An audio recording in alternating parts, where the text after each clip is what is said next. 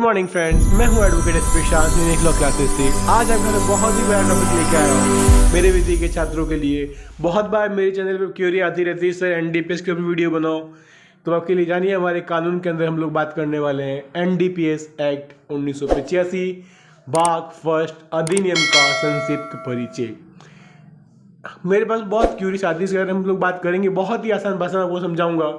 NDPS act narcotics drugs and psychotropic substance act 1985 भारत के कठोर आपराधिक कानूनों में से एक कानून है। इस एक्ट को विशेष वैज्ञानिक तरीके से एवं होने वाले अपराधों को ध्यान में रखते हुए नैसर्गिक न्याय के सिद्धांतों के साथ गढ़ा गया है। कौन सा एक्ट? NDPS act. नया किसी भी समाज को पूरी तरह नष्ट कर देता है। यदि समाज भी नष्ट हो जाए तो फिर देश का कोई अर्थ ही नहीं रह जाता है। व्यक्ति का शरीर प्राकृतिक रूप से ही नशे का अधीन हो जाता है। फिर वह व्यक्ति ऐसे नशे में पागल हो जाता है कि वो बगैर नशे किए बिना वह व्यक्ति रह ही नहीं पाता।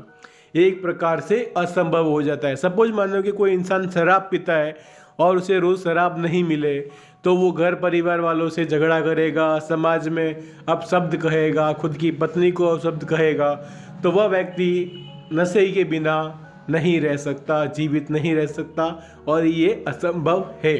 हम अपने समाज में आए दिन ऐसी गतिविधियों को देखते रहते हैं। आपके सामने एक वीडियो देख रहे हैं जिसमें किसी व्यक्ति ने ऐसा अपराध किया है, अपनी शराब पीकर अपनी पत्नी के सिर पर बोतल से चोट की है और उस व्यक्ति को गिरफ्तार कर लिया गया है।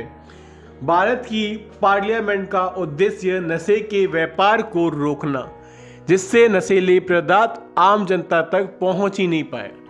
गुजरात के अंदर शराब को बैन कर दिया गया है, मगर सबसे ज़्यादा शराब गुजरात में ही बिकती है। इसलिए इस अधिनियम में नशा करने वाले व्यक्ति को कम दंड का प्रावधान किया गया है। शराब पूरे भारत में हर जगह बिकती है, लेकिन सरकार चाहती है कि उसे बैन कर दे। सरकार बैन कर देती है तो भी लोग उसे ब्लैक में खरीदते हैं, काला बाजारी करते हैं लोग उसकी। लेकिन व्यापारिक उद्देश्यों से नशीली सामग्री अपने पास रखने वाले व्यक्ति को कठोर से कठोर दंड दिए जाने के प्रावधान किए गए हैं। सपोज मानो कि कोई व्यक्ति भांग का बिजनेस कर रहा है, अफीम चरस गांजे का बिजनेस कर रहा है, अगर वो उसके पास पाया जाता है तो उस व्यक्ति को कठोर से कठोर दंड दिए जाने के प्रावधान दिए गए हैं। इस वीडियो में एनडीपीएस एक्ट स्वापक औषधि और मन प्रभावी पदार्थों अधिनियम 1985 के परिचय के रूप में मैं वीडियो प्रस्तुत कर रहा हूं और आप लोगों को बताऊंगा कि एनडीपीएस एक्ट क्या होता है और उसका संक्षिप्त परिचय बहुत ही आसान भाषा में मैं आपको बताने वाला हूं। कोई भी नशीला पदार्थ इस एक्ट के अधीन बनाई गई सूची में प्रतिबंधित घोषित किया जाता रहता है। समय समय पर ऐसे उत्पाद सामने आते रहते हैं, लेकिन कुछ नशीले पदार्थ आम हैं जो अनेक वर्षों से जाने जाते रहे। हम लोगों के पूर्वज वगैरह शादी फंक्शन या कोई भी गतिविधि या कोई कार्यक्रम होता था तो वहाँ पर सबसे पहले अफीम गांजा इत्यादि दोनों चीज़ों को रखा जाता था। इस एक्ट में दोनों चीज़ों को बांटा गया है। पहला है नारकोटिक्स ड्रग्स और दूसरा है साइकोट्रोपिक सब्जेक्ट्स।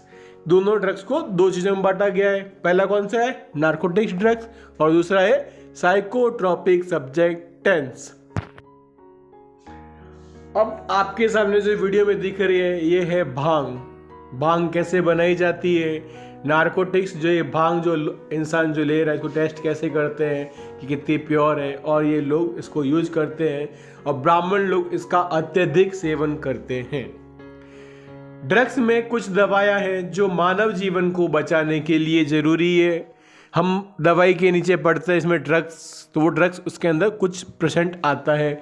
साइकोट्रोपिक सब्जेक्ट्स उनका कच्चा रूप है, उनसे ही उन दवाओं को तैयार किया जाता है। जो ड्रग्स साइकोट्रोपिक ड्रग्स है वह मेडिसिन में यूज होता है। क्या यूज होता है? मेडिसिन, दवाई के अंदर उन दवाओं को तैयार किया जाता है। इस एक्ट में इन दोनों ही चीज़ों को प्रतिबंधित किया गया है और सरकार ने अपने नियंत्रण में इसको रखा गया है। सरकार का नियंत्रण रहता। अगर किसी भी इंसान को अफीम की खेती करनी है तो उसे सरकार से लाइसेंस लेना पड़ेगा और सरकार उसके पूरी तरह से उसका सरकार का कब्जा रहेगा। खेती से लेकर उसको बेचने तक का सरकार नियंत्रण करती है और कुछ लोग इसको इलीगल भी करते हैं जो पता नहीं चलता है। एनडीपीएस एक्ट को लेके मैं एग्जाम्पल लेके आया हूँ। कोई इंसान कैसे कालाबाजारी करता उसके बारे में है।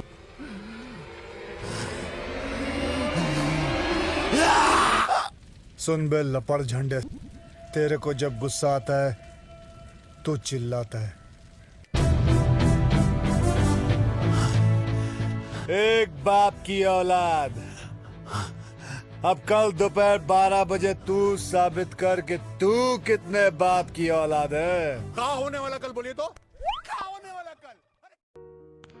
नशे की लत देश की तरुणाई को अकाल मौत की ओर ढकेल रही है।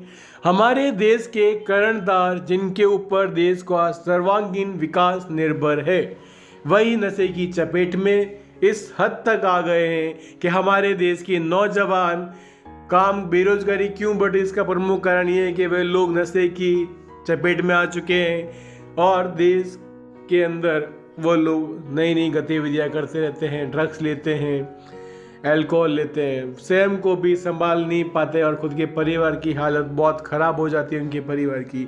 ऐसी दशा में इस नैतिक पतन से देश के हित व लोक स्वास्थ्य को होने वाले खतरे का प्रति शासन का सजग होना अति आवश्यक था। हम लोगों को बहुत ज़्यादा सजग रहना चाहिए, अवेयर रहना चाहिए कि हमारे आसपास अगर कोई इंसान ड्रग्स का सेवन कर रहा है तो उसे ड्रग्स छुड़वाने की कोशिश करनी चाहिए और उसके परिवार को एक नया जीवन मिलना चाहिए। इसी भावना को ध्यान में रखते हुए एनडीपीएस एक्ट 1985 की विरचना की गई है।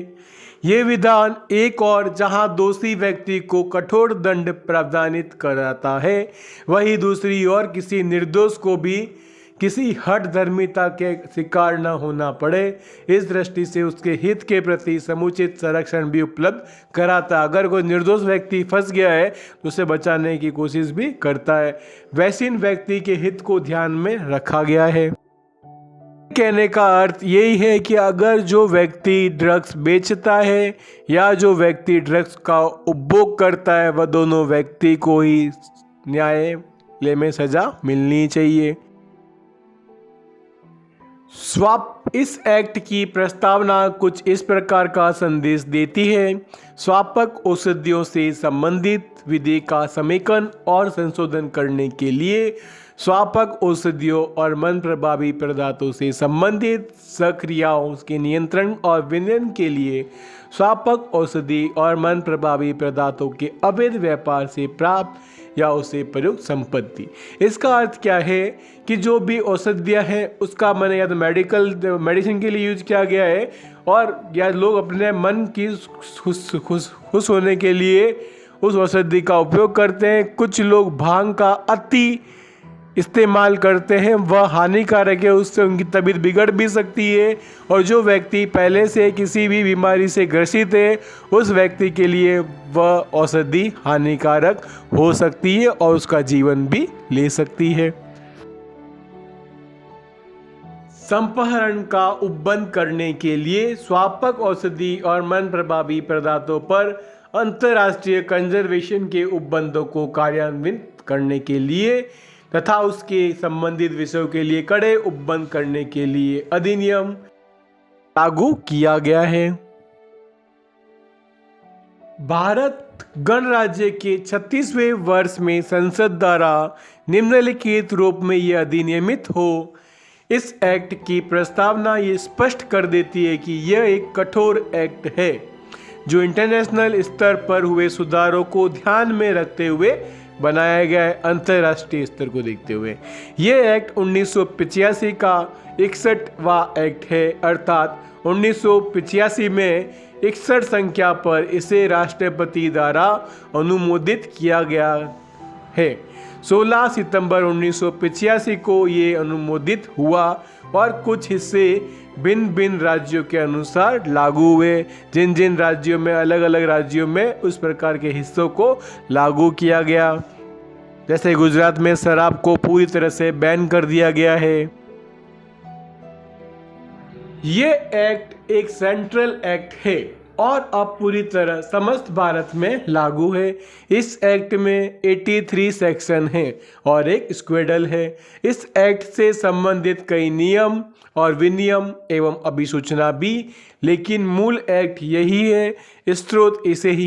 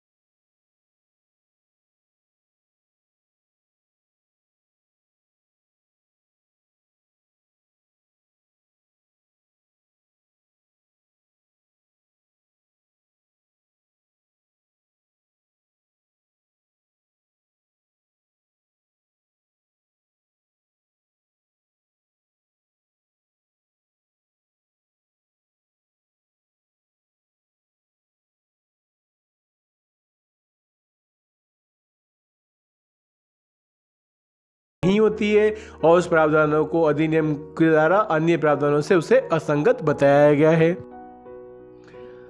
जितेंद्र पांचाल बनाम intelligence officer NCB 2009 supreme court के मामले में एनडीपीएस एक्ट के संबंध में भारत को विचारण किया जा रहा था। आपराधिक कार्रवाई को आक्षेपित किया गया था। अभियुक्त की अमेरिका में की गई 2 सिद्धि एनडीपीएस जिसके संबंध में भारत में विचारण था से अलग। कहने का अर्थ यह है कि उस व्यक्ति के ऊपर जो दोष लगाए गए थे वो भारत के एनडीपीएस एक्ट के सेक्शन से अलग थे और उसका विचारण अलग तरीके से किया गया था। ऊपर अमेरिका के एक्ट लागू किए गए थे। मामले में न तो दंड प्रक्रिया संहिता की धारा 300 और न ही भारतीय संविधान का अनुच्छेद 20 आकर्षित होना पाया गया। परिणाम अभियुक्त के तर्क को अस्वीकार कर दिया गया।